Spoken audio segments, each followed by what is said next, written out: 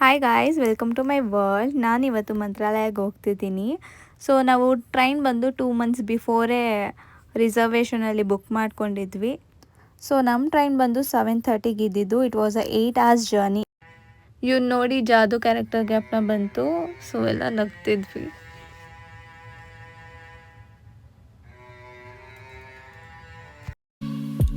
So guys, it's 2:30. ನಾವು ಇವಾಗ reach ಆಗಿದ್ದೀವಿ. ಸೊ ನಾವು ಆಟೋ ಮಾಡ್ಕೊಂಡು ಹೋಗ್ತಿದ್ದೀವಿ. ನಮ್ಮ ರೂಮ್ ಇಲ್ಲಿಂದ 15 ಕಿಲೋಮೀಟರ್ಸ್ ದೂರ ಇದೆ.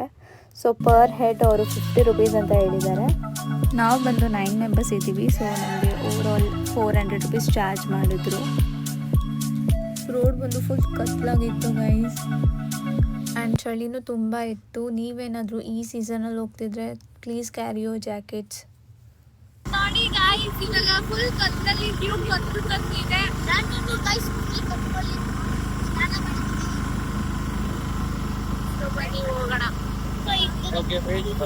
Okay friends, tata bye. ಇಪ್ಪತ್ತಕ್ಕೆ see you after I reach. Bye by.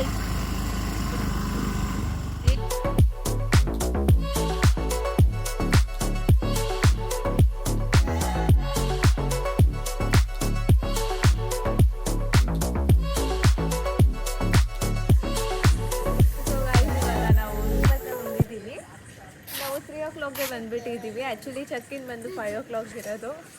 ಇವಾಗ ಗೊತ್ತಿಲ್ಲ ಏನು ಮಾಡಬೇಕು. ಮೇ ಬಿ 2 hours ವೇಟ್ ಮಾಡಬೇಕು, ಇಲ್ಲಾಂದರೆ ಮಾತಾಡಬೇಕು. So let's see. ಇವರೆಲ್ಲ ಏನೋ ಜುಗಾಡ್ ಮಾಡಕ್ಕೆ ಹೋಗಿದ್ರು, ಏನೂ ಆಗಿಲ್ಲ. ಉಲ್ಟಾ ಹೋಗ್ತಿದ್ರು. ಇದು ಬ್ಯಾಗ್ ಗೇಟ್ ಅಂತೆ. ಸೊ ಏನೋ ಜುಗಾಡ್ ಮಾಡಿಬಿಟ್ಟು ಇವಾಗ ರೂಮ್ಗೆ ಹೋಗ್ತಿದ್ದೀವಿ. ಸೊ ಬನ್ನಿ.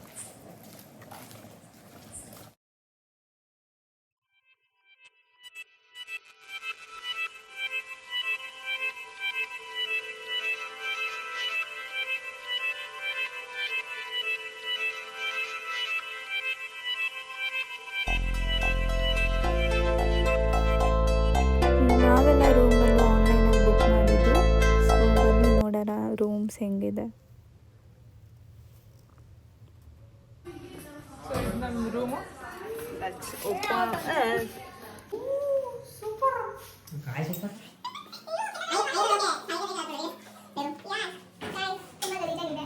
ಮಿರರ್ ನೋಡಿ. ಪಿಲ್ಲೋ ಅಂತೂ ತುಂಬ ಗಲೀಜಾಗಿದೆ ಗೈಸ್. Not expected. ವಾಶ್ರೂಮಲ್ಲಿ ಫ್ಲೆಶ್ಶು ಆಗ್ತಿಲ್ಲ, ಏನೂ ಆಗ್ತಿಲ್ಲ, ಫ್ಲೆಶ್ಶೇ ಆಗ್ತಿಲ್ಲ. ತುಂಬ ಗಲೀಜಂದರೆ ಗಲೀಜಿತ್ತು ರೂಮು. ಸೊ ನಾವು ರೂಮ್ ಬಂದು ಚೇಂಜ್ ಮಾಡ್ತೀವಿ. ಆಗಲ್ಲ ಈ ರೂಮಲ್ಲಿ ಇರೋಕ್ಕೆ. ಬನ್ನಿ ಇನ್ನೂ ಒಂದು ರೂಮ್ ನೋಡ್ಕೊಂಬರೋಣ. ಗಲೀಜ್ ರೂಮ್ ಇದೆ. ಆನ್ಲೈನಲ್ಲಿ ಬುಕ್ ಮಾಡಿದ್ದು.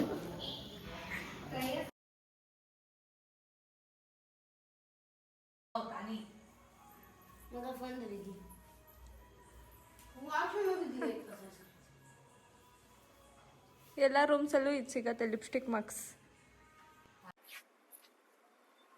ಸೊ ಗಾಯ್ಸ್, ಇವಾಗ ಕಾಫಿ ಕುಡಿಯಕ್ಕೆ ಹೋಗ್ತಿದ್ದೀವಿ ನಮ್ಮ ಫ್ಯಾಮಿಲಿ ಜೊತೆ. So come join with me. ಶಿಷ್ಯ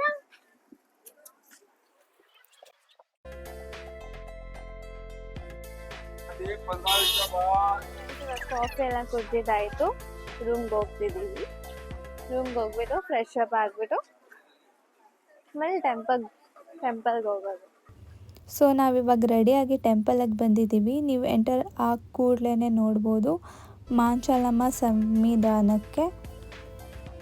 ಸೊ ಇಲ್ಲಿ ದರ್ಶನ ಮಾಡ್ಕೊಂಡು ನಾವು ಹೋಗಿದ್ದೆ ರಾಯರ ದರ್ಶನ ಪಡೆಯೋಕ್ಕೆ. ಸೊ ನೀವು ಟೆಂಪಲ್ ಎಂಟರ್ ಆಗ ಕೂಡಲೇ ಒಂದು ಪಾಸಿಟಿವಿಟಿ ಫೀಲ್ ಆಗುತ್ತೆ. ನಾವು ಬಂದಿದ್ದು ಶ್ರಾವಣ ಫಸ್ಟ್ ವೀಕಲ್ಲಿ. ಸ್ವಲ್ಪ ಕ್ರೌಡ್ ಇತ್ತು, ಬಟ್ ದರ್ಶನ ತುಂಬ ಚೆನ್ನಾಗಾಯಿತು. ನಾನು ಫಸ್ಟ್ ಟೈಮ್ ಮಂತ್ರಾಲಯಕ್ಕೆ ಬಂದಿರೋದು ಆ್ಯಂಡ್ ಫಸ್ಟ್ ಟೈಮ್ ಬೃಂದಾವನ ನೋಡಿರೋದು. ನಂಗೆ ತುಂಬ ಬ್ಲೆಸ್ಡ್ ಫೀಲ್ ಆಗ್ತಿದೆ.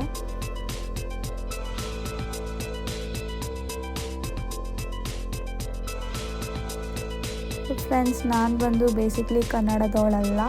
ಸೊ ನಾನೇನಾದರೂ ರಾಂಗ್ ಪ್ರೊನೌನ್ಸಿಯೇಷನ್ ಅಥವಾ ತಪ್ಪು ಮಾತಾಡಿದರೆ ಪ್ಲೀಸ್ ಫರ್ಗಿವ್ ಮೀ. ನಾನು ಬಂದು ಕನ್ನಡದಲ್ಲೇ ವಿಡಿಯೋ ಮಾಡೋದು, ಸೊ ಪ್ಲೀಸ್ ಸಪೋರ್ಟ್ ಮೀ. ನಾವು ಮಾರ್ನಿಂಗ್ 7 o'clock ದರ್ಶನಕ್ಕೆ ಬಂದಿದ್ದು. ಇವಾಗ 9 o'clock ದರ್ಶನ ಎಲ್ಲ ಆಯಿತು. ಇವಾಗ ಬ್ರೇಕ್ಫಾಸ್ಟಿಗೆ ಹೋಗ್ತಿದ್ದೀವಿ. ನಾವು ಇಲ್ಲಿ ಎಲ್ಲೋ ಹೋಟೆಲಲ್ಲೆಲ್ಲ ತಿಂದ್ವಿ, ನಿಜ ಚೆನ್ನಾಗಿರಲಿಲ್ಲ. ಸೊ ಅಲ್ಲಿ ಉಡುಪಿ ಹೋಟೆಲ್ ಅಂತ ಇದೆ, ಪ್ಲೀಸ್ ಅಲ್ಲೇ ತಿನ್ನಿ, ಬೇರೆ ಕಡೆ ತಿನ್ನೋ ಥರ ಇಲ್ಲ. ನಂಗೆ ಬಂದು ಸ್ಯಾರಿ ಮ್ಯಾನೇಜ್ ಮಾಡೋಕ್ಕಾಗ್ತಿರ್ಲಿಲ್ಲ. ಸೊ ನಾನು ವಾಪಸ್ ರೂಮ್ಗೆ ಹೋಗಿ ಫ್ರೆಶ್ ಅಪ್ ಆಗಿ ಡ್ರೆಸ್ ಚೇಂಜ್ ಮಾಡಿಕೊಂಡು ಬಂದೆ ಇವಾಗ.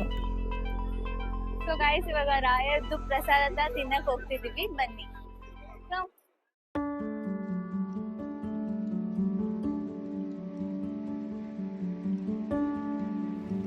ಸೊ ನಾವಿವಾಗ ಇಲ್ಲಿ ಬಂದಿದ್ದೀವಿ. ಇಲ್ಲಿ ಬಂದು ಬಫೆಟ್ ಸಿಸ್ಟಮು, ಆರಾಮಾಗಿ ಕೂತ್ಕೊಂಡು ದೇವರ ಪ್ರಸಾದ ತಿನ್ಕೊಂಡು ಹೋಗ್ಬೋದು.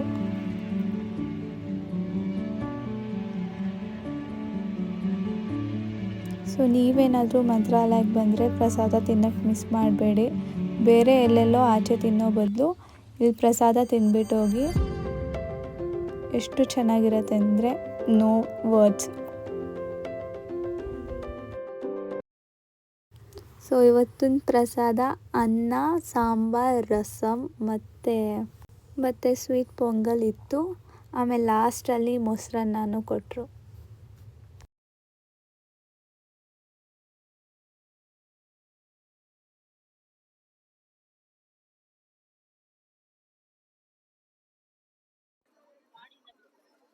ಸೊ ಗೈಸ್, ಶಾಪಿಂಗ್ ಮಾಡ್ಕೊಂಡ್ ಬಂದಿದೀವಿ. ಇವಾಗ ಸ್ವಲ್ಪ ಜನ ಪ್ರಸಾದ ತೊಗೊಳಕ್ ಹೋಗಿದ್ದಾರೆ. ಅವ್ರು ಬಂದ್ಮೇಲೆ ಬೇರೆ ಪ್ಲೇಸಸ್ ಎಲ್ಲ ಕವರ್ ಮಾಡಕ್ ಹೋಗ್ತಿದ್ದೀವಿ. Till that stay tuned. So ಇಲ್ಲಿಂದ ನಾವು ಬೇರೆ ಪ್ಲೇಸಸ್ ಎಲ್ಲ ಕವರ್ ಮಾಡೋಕ್ಕೆ ಹೋಗ್ತಿದ್ದೀವಿ.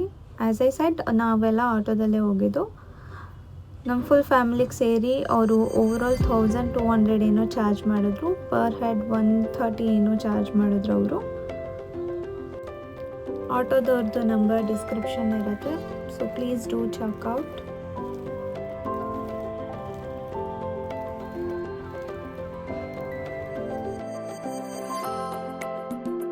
ಸೊ ಗೈಸ್, ನಾನಿವಾಗ ಶ್ರೀ ಅಭಯ ಆಂಜನೇಯ ಟೆಂಪಲ್ಗೆ ಬಂದಿದ್ದೀನಿ. ಸೊ ಬನ್ನಿ ನೋಡೋಣ.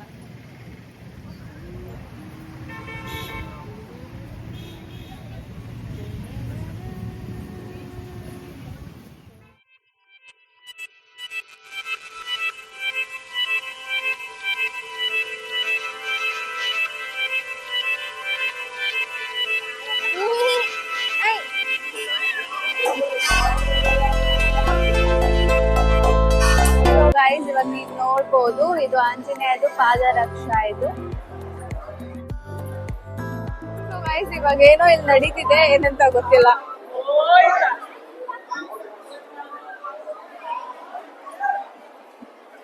ನಿಮ್ಗೆ ಏನಾದ್ರೂ ಗೊತ್ತಿದ್ರೆ ಕಾಮೆಂಟ್ ಮಾಡಿ ತಿಳಿಸಿ ಗೈಸ್.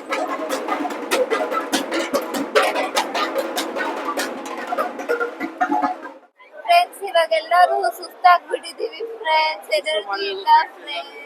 ಸೊ ಗೈಸ್, ನನ್ನ ಹೆಸರು ತಂಗಿ. ಇವಳ ತಂಗಿ, ಇವಳ ತಂಗಿ, ಇವಳ ಮಂಗಿ. ಆದಿತ್ಯ ಕ್ಯಾಮ್ರಾಮ್ಯಾನ್ ಜೊತೆ ಅರ್ಷಿತಾ. ಓಕೆ, ಟೇಕ್ ಓಕೆ ಕಾ. ಇವಳು ನಮ್ಮ ಅಕ್ಕ ಗೈಸ್, ನಾನು 2ನೇವಳು ಗೈಸ್, ಇವಳು 3ನೇವಳು ಗೈಸ್. ಇವನು ಕ್ಯಾಮ್ರಾಮ್ಯಾನ್ ಆದಿತ್ಯ ಅಂತ, ಅವ್ನು 4ನೇವನು. ಇವ್ರು ನಮ್ಮ ಫಸ್ಟ್ ಜೀಜು, ಇವ್ರು ನನ್ನ ಫಿಯಾನ್ಸೆ, ನನ್ನ ಚಾನೆಲ್ ಪಾರ್ಟ್ನರ್. ಇವರು ಕಪಲ್ಸ್, ಥರ್ಡ್ ಜೀಜು. ಇದು ನಮ್ಮ ಮಮ್ಮಿ ಡ್ಯಾಡಿ. ಮಮ್ಮಿ ಇವರು ಅಪ್ಪ ಯಾವಾಗ್ಲೂ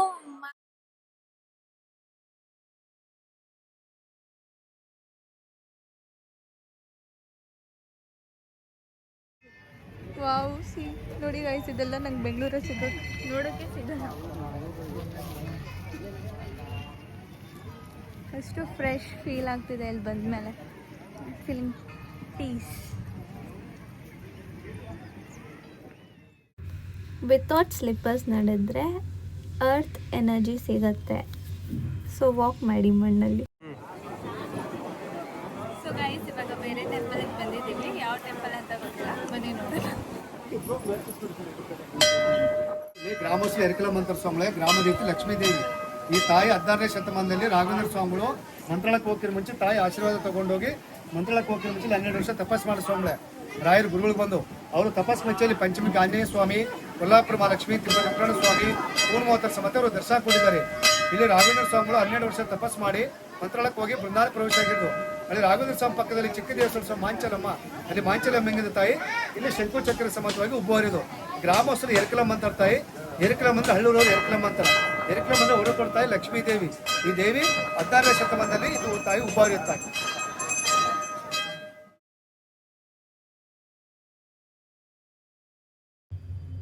ಇದು ತುಂಗಭದ್ರಾ ರಿವರ್. ಇಲ್ಲಿ ಆ್ಯಕ್ಚುಲಿ ನಮಗೆ ಸ್ನಾನ ಎಲ್ಲ ಮಾಡೋಕ್ಕೆ ಬಿಟ್ಟಿಲ್ಲ, ಯಾಕಂದರೆ ಲಾಸ್ಟ್ ವೀಕೆ 3 ಜನ ಕೊಚ್ಕೊಂಡು ಹೋಗ್ಬಿಟ್ಟಿದ್ರು. ಆ್ಯಂಡ್ ನೀರು ತುಂಬ ಜಾಸ್ತಿ ಇದೆ, ಹೋಗ್ಬೇಡಿ ಯಾರು. ಹಾಯ್ ಗೈಸ್, ಇವಾಗ ನಾವು ಬಿಚ್ಚಾಲೆಯಲ್ಲಿ ಇದ್ದೀವಿ. ರಾಘವೇಂದ್ರ ಸ್ವಾಮಿಗಳು ಇಲ್ಲಿ 13 ಇಯರ್ಸ್ ತಪಸ್ ಮಾಡಿರೋಂಥ ಜಾಗ. ಬನ್ನಿ ಇದ್ರ ಬಗ್ಗೆ ತಿಳ್ಕೊಳ್ಳೋಣ. ಇದೇ ಫಸ್ಟ್ ಟೈಮ್ ಬರೋದು, ಬರ್ತಾ ಇರ್ತೀರಾ? ಸ್ಥಳ ಮಾಹಿತಿ ಗೊತ್ತಿಲ್ವಾ? ಹೇಳ್ಬೇಕಾ? ಬರಬೇಕು, ಗುಡಿ ಕ್ಲೋಸ್ ಆಗ್ತದೆ.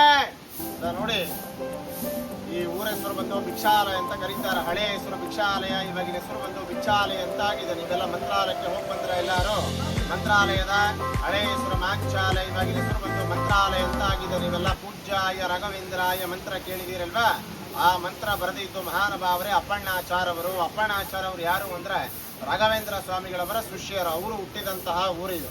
ಇದೇ ಊರಲ್ಲಿ ರಾಘವೇಂದ್ರ ಸ್ವಾಮಿಗಳವರು ಅವರ ಮಂತ್ರಾಲಯಕ್ಕೆ ಅವರು ಬೃಂದಾವನ ಪ್ರವೇಶ ಆಗಿನ ಮುಂಚೆ 13 ವರ್ಷ ಕಾಲ ರಾಯರು ಇದೇ ಊರಲ್ಲಿ ಇದ್ದಿದ್ದು. ಅವರ ಶಿಷ್ಯರ ಅಪ್ಪಣ್ಣಾಚಾರ್ಯವರ ಒಟ್ಟಿಗೆ ಅವರಲ್ಲಿ ಇರೋ ಕಾಲದಲ್ಲಿ ನಿಮಗೆ ಎದುರುಗಡೆ ಬೃಂದಾವನ ಕಾಣಿಸ್ತಿದನ ಎಲ್ಲರಿಗೂ? ಇದೇ ಸ್ಥಳದಲ್ಲಿ ಸಾಕ್ಷಾತ್ ಶ್ರೀ ರಾಘವೇಂದ್ರ ಸ್ವಾಮಿಗಳವರು ಒಂದಲ್ಲ ಎರಡಲ್ಲ 13 ವರ್ಷ ಕಾಲ 13 ಇಯರ್ಸ್ ರಾಯರು ಇಲ್ಲಿ ಜಪ ತಪ ಅನುಷ್ಠಾನ ಹೋಮ ಮತ್ತೆ ಹವನಗಳ ಮಾಡಿದಂತಹ ಸ್ಥಳ ಇದು. ರಾಯರು ಜಪ ಮಾಡ್ತಿರುವಂತಹ, ತಪಸ್ಸು ಮಾಡ್ತಿರುವಂತಹ ಕಟ್ಟೆ ಇದು. Place of meditation place. Raghavendra ಸ್ವಾಮಿಗಳವರಿಗೆ ಪ್ರತಿನಿತ್ಯನೂ ಅವರು ಇಲ್ಲಿ ಊಟ ಮಾಡೋ, ಭೋಜನ ಮಾಡುವ ಸಮಯದಲ್ಲಿ ಅವರಿಗೆ ತುಂಬಾ ಇಷ್ಟವಾದ ಪದಾರ್ಥ ಬಂದು ಕಡ್ಲಿ ಬೇಳೆ ಚಟ್ನಿ ಮತ್ತೆ ಮಸ್ತಿ ಕಡುಬು ಅಂತ ಬರುತ್ತದೆ. ಮಸ್ತಿ ಕಡುಬು ಅಂದ್ರೆ ನೀವು ಗಣೇಶ ಚತುರ್ಥಿ ಬಂದಾಗ ದೇವರ ನೈವೇದ್ಯಕ್ಕೆ ಊರಣದ ಕಡುಬು ಅಂತ ಮಾಡ್ತೀರಿ.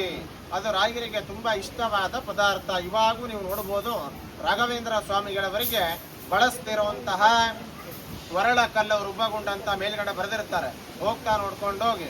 ರಾಘವೇಂದ್ರ ಸ್ವಾಮಿಗಳವರು ಇಲ್ಲಿಂದ ಅವರ ಶೃಂಗೇರಿ ಶಾರದಾಂಬೆ ಸರಸ್ವತಿ ದೇವಿ ಸ್ವಪ್ನ ಪ್ರಕಾರ ಇವರ ಶಿಷ್ಯರಿಗೆ ಅಪ್ಪಣ್ಣಾಚಾರ್ಯಗೆ ಗೊತ್ತಾಗ್ಲಾರ್ದ ಮಂತ್ರಾಲಯಕ್ಕೆ ಹೋಗ್ಬಿಡ್ತಾರೆ ರಾಘವೇಂದ್ರ ಸ್ವಾಮಿಗಳವರು.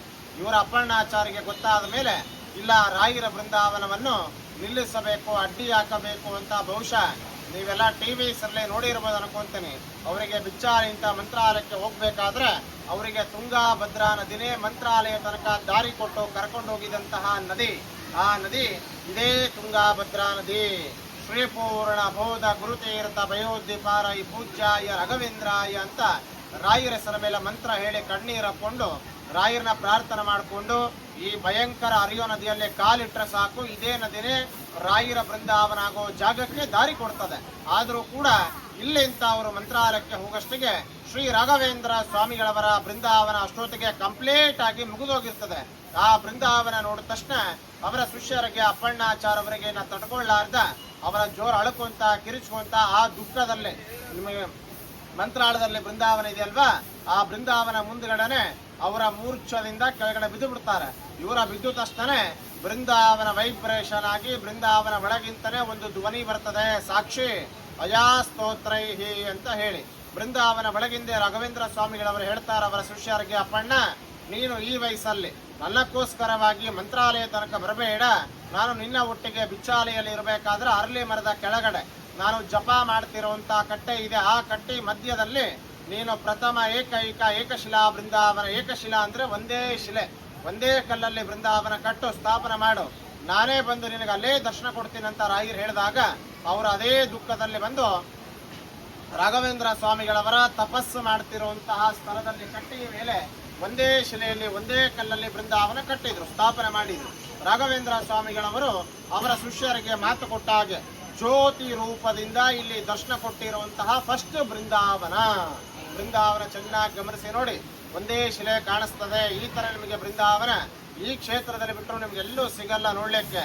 ನೀವು ಬಂದಿದಂತ ಈ ಜಾಗ ಮಾಮೂಲಿ ಕ್ಷೇತ್ರ ಅಲ್ಲ, ತುಂಬಾ ಜಾಗೃತವಾದ ಕ್ಷೇತ್ರ. ಇವಾಗೂ ಬೆಳಗ್ಗೆ ಮುಂಜಾನೆ 4 ಮತ್ತೆ 4:15 ಸುಮಾರು ರಾಘವೇಂದ್ರ ಸ್ವಾಮಿಗಳವರು ಮತ್ತೆ ಅಪ್ಪಣ್ಣಾಚಾರ್ಯವರ ಬಂದು ಇವಾಗೂ ಅವರು ಸ್ನಾನ ಮಾಡಿ ಹೋಗ್ತಿರುವಂತಹ ಪ್ರತೀತಿ ಇದೆ. ಕೆಲವೊಮ್ಮೆ ಅವರ ಕಾಲಜ್ಜಿಗಳು ಬಿದ್ದಿರುತ್ತವೆ. ನೀವು ಇವಾಗೂ ಕೂಡ ನೀವು ಎಲ್ಲ ಮಂತ್ರಾಲಯಕ್ಕೆ ಹೋಗಿ ಬಂದ್ರಲ್ವಾ, ಮಂತ್ರಾಲಯದಲ್ಲಿ ಇರೋ ಬೃಂದಾವನಕ್ಕೂ ಇಲ್ಲಿ ಇರೋ ಬೃಂದಾವನಕ್ಕೂ ಚೇಂಜಸ್ ಏನು, ವ್ಯತ್ಯಾಸ ಏನು ಅಂದ್ರೆ, ರಾಘವೇಂದ್ರ ಸ್ವಾಮಿಗಳವರು ಜೀವಂತವಾಗಿ ಕೂತಿದಂತಹ ಬೃಂದಾವನ ಮಂತ್ರಾಲಯದಲ್ಲಿ ಮೂಲ ಬೃಂದಾವನ ಅಂತ ಕರೀಬೇಕು. ಯಾರು ಜೀವ ಸಮಾಧಿ ಅಂತ ಯಾರು ಕರೀಬಾರದು, ಮೂಲ ಬೃಂದಾವನ ಅಂತ ಕರೀಬೇಕು. ಆ ಮೂಲ ಬೃಂದಾವನ ಆದ್ಮೇಲೆ ಇದೇ ಜಾಗದಲ್ಲಿ ಫಸ್ಟ್ ಬೃಂದಾವನ ಆಗಿದಂತಹ ಸ್ಥಳ. ಇವಾಗೂ ಕೂಡ ಅಪ್ಪಣ್ಣಾಚಾರ್ಯವರ ಜನರೇಷನ್ ಇದ್ದಾರೆ. ಇವಾಗಿರೋರು ಬಂದು ಅಪ್ಪಣ್ಣಾಚಾರ್ಯವರ 6th ಜನರೇಷನ್ ಅಂತ ಕರಿತೇವೆ. 6th ಅಂದ್ರೆ 6ನೇ ಜನರೇಷನ್ ಅಂತ. ಈ ಮಠ ಎಲ್ಲ ನೋಡ್ಕೊಂಬುದೆಲ್ಲ ನಾವೇ. ಇಲ್ಲಿ ಏನು ವಿಶೇಷ ವೈಶಿಷ್ಟ್ಯ ಏನು ಅಂತಂದ್ರೆ, ರಾಘವೇಂದ್ರ ಸ್ವಾಮಿಗಳವರು ಇರೋ ಕಾಲದಲ್ಲಿ ಇಲ್ಲಿ ಏನು ಸಂಪ್ರದಾಯ ಪ್ರಾರಂಭವಾಗಿದೆಯೋ ನಾವು ಅದೇ ಮುಂದುವರ್ಸ್ಕೊಂಡು ಬರ್ತಾ ಇದೀವಿ ಪೂರ್ವ. ಸೊ ಗೈಸ್, ಇದು ಬಂದು ಅಪ್ಪಣ್ಣಾಚಾರ್ಯ ಅವರ ಮನೆ. ಇಲ್ಲವರು ರಾಘವೇಂದ್ರ ಸ್ವಾಮಿ ಇಲ್ಲಿ 13 ಇಯರ್ಸ್ ವಾಸವಾಗಿದ್ರು. ಬನ್ನಿ ಈ ಮನೆ ತೋರಿಸ್ತೀನಿ. ರಾಘವೇಂದ್ರ ಸ್ವಾಮಿದು ಫುಲ್ ಸ್ಟೋರಿನೇ ಹಾಕಿದ್ದಾರೆ ಫ್ರೇಮ್ಸಲ್ಲಿ ನೋಡ್ಬೋದು.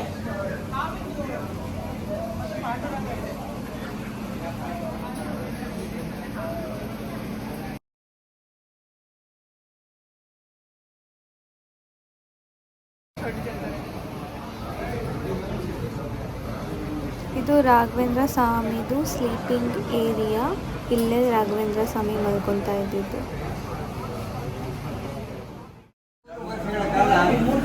ರಾಯರು ನಿರಂತರವಾಗಿ ಈ ಮನೆಯಲ್ಲಿ ಅಲ್ಲಿ ಏಕಶಿಲ ಬೃಂದಾವನ ಜಪದ ಕಟ್ಟೆಯಲ್ಲಿ ರಾಘವೇಂದ್ರ ಸ್ವಾಮಿಗಳು ಜಪ ತಪಸ್ಸು ಮುಗಿಸ್ಕೊಂಡು ಹೊರಗಡೆ ಗ್ರಿಲ್ ಹಾಕಿದ್ರೆ ಆ ಗ್ರಿಲ್ಲಲ್ಲಿ ಕೂತ್ಕೊಂಡು ರಾಘವೇಂದ್ರ ಸ್ವಾಮಿಗಳು ವಿಶ್ರಾಂತಿ ಮಾಡ್ತಿದ್ರು. ಅಪ್ಪಣಾಚಾರ್ಯ ಅವ್ರು ಸೇವೆ ಮಾಡಿದ್ರು. ಇದು ಅಪ್ಪಣಾಚಾರ್ಯ ಮನೆ. ಇದು ಅಪ್ಪಣಾಚಾರ್ಯ ರಾಘವೇಂದ್ರ ಸ್ವಾಮಿಗಿಂತ 2 ವರ್ಷ ದೊಡ್ಡವರು. ಈ ಮನೆಯಲ್ಲಿ 400 ವರ್ಷದಿಂದ ಈ ಮನೆಯಲ್ಲಿ ಒಂದು ದೊಡ್ಡ ಹುತ್ತದಲ್ಲಿ ಜೀವಂತ ಸರ್ಪ, ಸರ್ಪದ ಹೆಸರು ಕೃಷ್ಣ ಸರ್ಪ ಅಂತಂದ್ರೆ 5 ಅಡಿ ಕರಿ ನಾಗರವು, ದೊಡ್ಡ ದೊಡ್ಡ ರೋಗಗಳಕ್ಕೆ ಭಗವಂತನಿಗೆ ಸಂಬಂಧಪಟ್ಟಂತ ಹಾವು ಮನೆಯಲ್ಲಿ ಹುತ್ತಾ ಇರಬಾರ್ದು ಅಂತೇಳಿ ರಾಘವೇಂದ್ರ ಸ್ವಾಮಿ ತಿಳಿಸಾಕ್ತಾರೆ.